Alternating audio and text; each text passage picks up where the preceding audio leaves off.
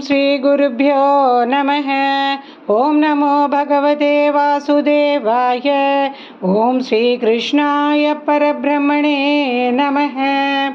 अथ सप्तचत्वारिंशत्तमं दशकम् उलूखलबन्धनवर्णनम्। एकदा दधिविमाथकारिणी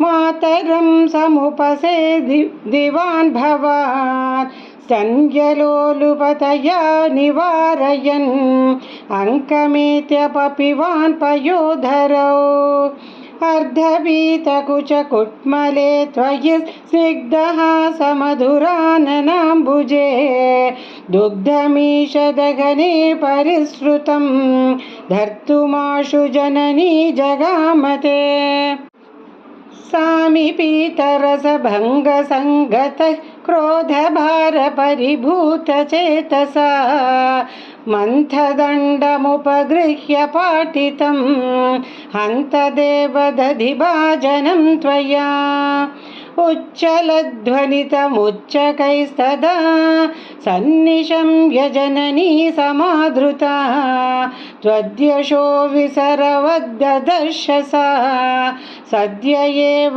दधिविसृतं क्षितौ वेदमार्गपरिमार्गितं वृषा त्वामवीक्ष्य परिमार्गयन्त्यसौ सन्ददर्श सुकृतिञ्जुलूखले दीयमाननवनीतमोतवे त्वां प्रगृह्य बत भीतिभावनाभासुरानन सरोज माशु सा रोषरूषितमुखी सखी पुरः बन्धनाय रशनामुपाददे बन्धुमिच्छति यमेव सज्जनः तं भवन्तमयि बन्धुमिच्छति सा नियुज्य रशना गुणान् बहु द्व्यङ्कुलो नमखिलं किलैक्षत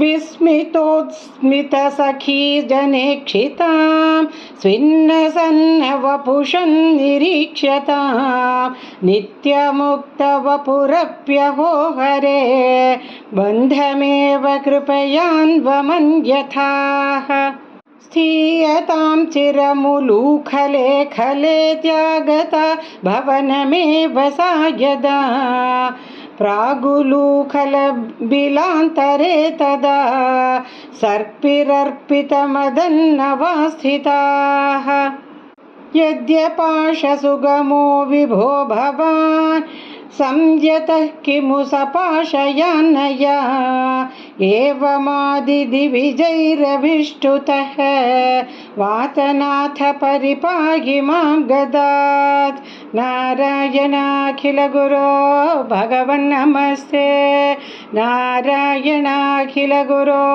भगवन्नमस्ते।